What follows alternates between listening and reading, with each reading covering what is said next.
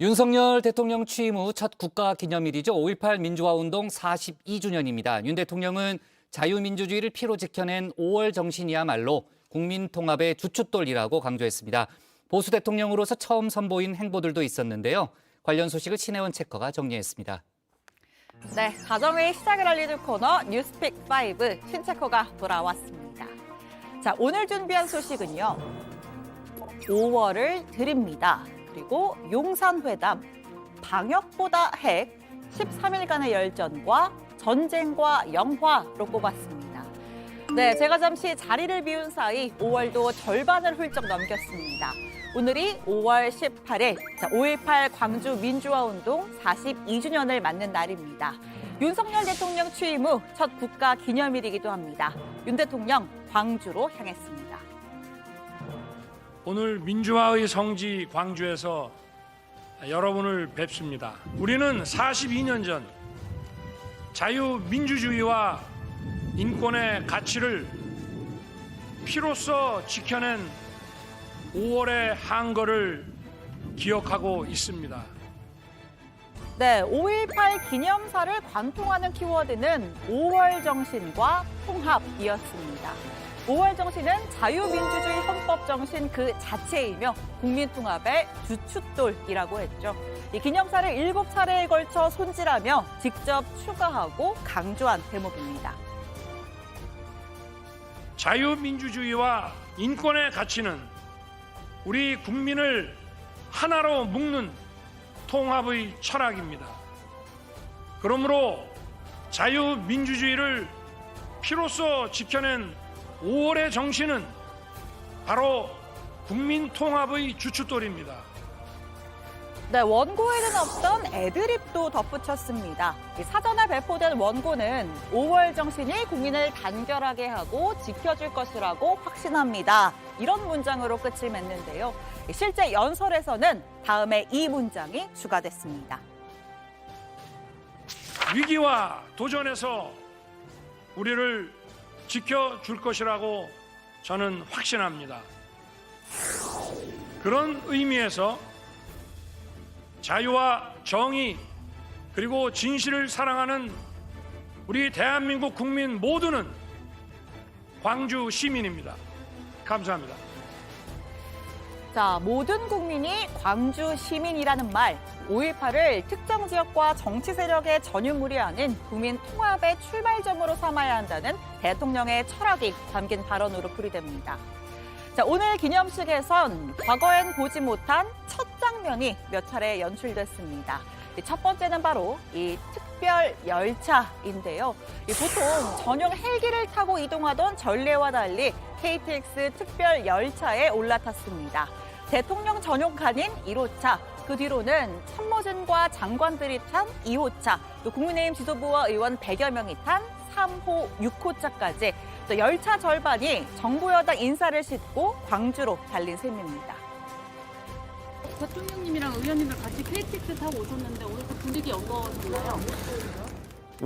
한편으로는 설레고 또 한편으로는 이 대통령의 파격적인 어떤 행보에 대해 가지고 다들 놀라는 눈치였습니다. 앞으로 윤석열 정부에서 더 큰 통합 행보가 있을 거라고 기대하셔도 좋을 것 같습니다. 자, 두 번째 첫 장면입니다. 바로 민주주의의 문인데요. 자, 후보 시절 유족회에 가로막혀 멀찍이서 묵념했던 것과는 달리 오늘은 5.18 국립민주묘지의 정문인 민주의 문으로 들어섰습니다. 민주의 문을 통과한 첫 번째 보수정부 대통령이 된 겁니다. 자, 그리고 마지막 첫 장면은요. 10년 갈등의 종지부를 찍은 임을 위한 행진곡 재창입니다. 5.18을 상징하는 이 노래는 이명박 박근혜 보수 정권에서 재창이 아닌 합창 방식으로 불렸습니다. 이 재창은 모든 사람이 일제히, 합창은 원하는 사람만 따라서 부른다는 차이가 있죠. 자, 오늘 윤 대통령은 역시 보수 정부로는 사상 처음으로 국민의힘 의원들과 다 함께 손을 흔들며 노래를 재창했습니다.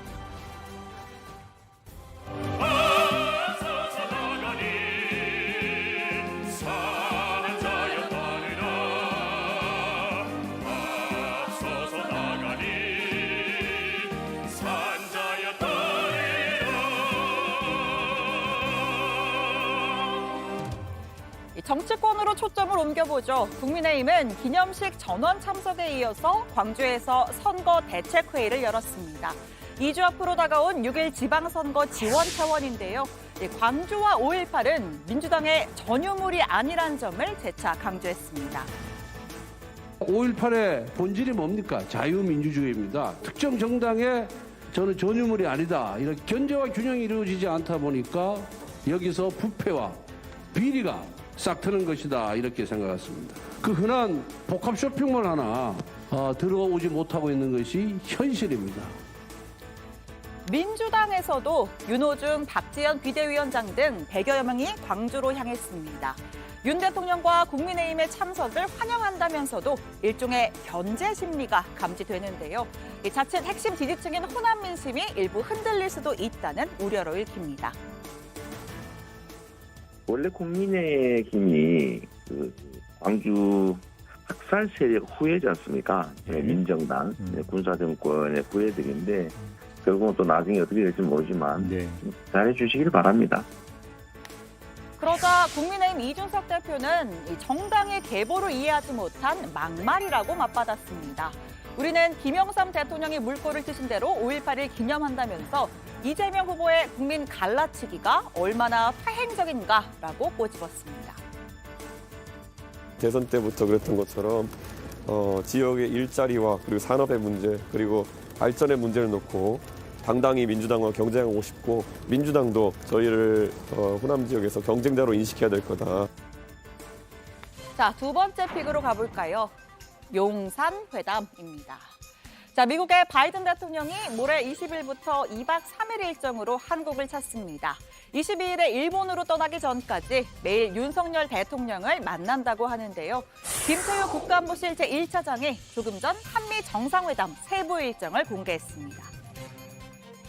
회담의 의의는 역대 한국 대통령 취임 이후에 최단 기간 내에 개최되는 한미 정상회담이라는 것도 인수위원회 시기부터 미국 측과 실시간으로 협의를 진행해 왔기 때문에 현재 한두 가지 사안을 빼놓고는 공동선언문이라든지 양국이 토의해서 합의하고 또 이행할 내용들이 대부분 완성 단계에 와 있다고 말씀드릴 수 있겠습니다. 방한 이틀 차인 21일 바이든 대통령은 국립현충원 현충탑을 참배한 후에 오후 1시 30분 용산의 대통령실로 이동합니다. 용산 집무실 첫 정상회담의 셈인데요. 자, 기념 촬영 후에 이 북한 문제와 동아시아 연맹 협력을 논의할 소인수 정상회담을 갖고 이어서 인도태평양 협력 아젠다와 글로벌 이슈를 논의할 확대 정상회담을 갖습니다. 윤석열 대통령은 한미동맹을 포괄적 전략동맹으로 강화하겠다라는 말을 여러 번 했습니다. 공동기자회견을 개최하겠습니다. 한미 정상이 차례로 모두 발언을 한 이후에 자유롭게 내외신 기자들의 질의응답을 받도록 하겠습니다. 이 공동 기자회견까지 마친 후 만찬은 국립중앙박물관에서 함께합니다. 회담부터 만찬까지 모두 청와대가 아닌 새로운 장소에서 열리는 겁니다. 자, 바이든 대통령의 이번 한일 순방 목적이 꽤 명확합니다. 한국에 이어서 일본에서는 미일 정상회담과 대중국 안보협의체 쿼드 정상회의에도 참석하죠. 자, 뿐만 아니라 이 경제판 쿼드라고도 할 수 있는 대중국 경제협의체 IPEF의 공식 출범 선언할 것으로 알려졌습니다. And so, but we agree it is essential for us to step up economically in the region and to do it fast. We need a new model of economic engagement and trade. 자, IPEF, 인도태평양 이코노믹 경제 프레임워크의 준말입니다. 자, 미국이 아시아 태평양 지역 우방국들과 공급망 협력을 강화하기 위해 만든 경제 협력체인데요. 일본과 호주, 뉴질랜드, 싱가포르 그리고 우리나라가 참여할 예정입니다. IPEF가 우리나라가 참여하는 것은 이제 기정사실화 됐다고 봐야 되나요? 네, 지금 가입을 긍정적으로 검토하고 있습니다. 우리 정상회담에서 의제로 논의될 가능성이 많고요. 중국의 반발은 당연한 수순인데요. 왕이 외교부장이 박진 외교부 장관과의 첫 통화에서 한중 양국의 디커플링에 반대한다라는 입장 밝혔습니다. 양국이 신뢰와 호혜 협력을 기반으로 글로벌 산업 공급망을 안정적으로 유지해야 한다 강조를 했습니다. 한국의 IPEF 참여에 대한 견제의 의미로 풀이됩니다. 中方愿同韩国新政府及各界携手努力，推动中韩战略合作伙伴关系与时俱进。 자, 세 번째 픽입니다. 방역보다 핵인데요. 자, 북한이 코로나 확산이라는 절체절명의 위기 속에서도 핵실험에 대한 의지를 불태우고 있습니다. 최근에 위성 사진을 보면 풍계리 핵실험장 복구를 통한 7차 핵실험 준비가 끝나가는 모양새입니다. 앞서 전한 바이든 미국 대통령의 방한을 앞두고 북한이 대륙간 탄도미사일 ICBM을 쏠 가능성도 점쳐집니다. There's another great irony, or perhaps it's even a tragedy, in that even as the DPRK continues to refuse the donation of apparently much needed COVID vaccines, they continue to invest untold sums in ballistic missile and nuclear weapons programs. 북한 내 하루 감염자가 수십만 명씩 늘고 있습니다. 당 기관지 노동신문은 버드나무 잎을 우려서 먹어라, 꿀차나 과일즙을 마시라는 민간요법까지 소개하고 나섰습니다. 김정은 위원장은 위기 대응이 미숙했고 해이했다, 간부들을 강하게 질책했는데요. 세계보건기구는 북한에서 새로운 코로나 변이가 출현할 수 있다는 우려를 전했습니다. 자, 네 번째 픽입니다. 13일간의 열전. 네, 내일부터 6일 지방선거 13일간의 공식 선거전에 돌입합니다. 2,000개가 넘는 선거구에 출마한 7,600여 명의 후보들이 치열한 승부를 펼칠 예정인데요. 가출범한 윤석열 정부의 힘을 싣느냐, 아니면 지방 권력을 통해서 견제하느냐, 어느 쪽에 힘이 실릴지가 핵심입니다. 이미 수도권에서는 오세훈 대 송영길, 또 김은혜 대 김동연 등 빅매치가 성사됐고요. 대선 주자들의 정치 생명을 건 한판 승부, 안철수, 이재명 후보가 등판한 보궐선거 열기도 후끈 달아올랐습니다. 다만 선거 관리만큼은 차갑고 냉정해야겠죠. 지난 대선 사전투표의 혼란이 아직도 생생합니다. 어제 취임한 노태학 중앙선거관리위원장은 이번 선거관리의 엄중함을 무겁게 인식하고 있다. 국민들의 소중한 한 표가 온전히 반영될 수 있도록 빈틈없이 준비하겠다고 말했습니다. 이번 선거의 성공적인 관리에 우리 선거관리위원회의 명운이 달려 있습니다. 지난 대선에서 우리 위원회의 문제점과 취약한 부분들도 드러났습니다. 뼈를 깎는 아픔으로 반성하고 고칠 수 있도록 노력해야 합니다. 자, 마지막 픽입니다. 전쟁과 영화입니다. 코로나 사태로 축소와 연기를 거듭했던 칸 영화제가 3년 만에 온전한 모습으로 다시 열렸습니다. 올해 중요 주제 중 하나가 전쟁인데요. 개막식에서 우크라이나의 젤렌스키 대통령이 깜짝 연사로 등장했습니다. Les écrans du monde libre. Il nous faut un nouveau Chaplin qui prouvera que de nos jours, aujourd'hui, le cinéma n'est pas muet et les dictateurs mourront. Enfin, nous devons gagner dans cette victoire et nous avons besoin de cinéma qui assurera cette fin.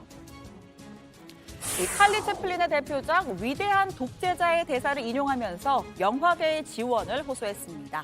관중석에선 기립박수가 쏟아졌습니다. 자, 올해 칸 영화제에는 한국 영화 5편이 초청됐는데요. 배우 이정재의 감독 데뷔작 헌트를 포함해서 박찬욱 감독의 신작 헤어질 결심, 또 일본의 거장 고레에다 히로카즈 감독의 첫 한국어 영화 브로커도 있습니다. 주연을 맡은 송강호 배우에게 나무주연상을 안길지도 주목됩니다. This year you have a lot of Asian cinema, particularly Korean cinema. First Korean language film. It stars the star of Parasite, Song Kang-ho. 네, 오늘의 뉴스픽은 여기까지입니다. 들어가서 원픽 꼽죠. 뉴스픽 5였습니다.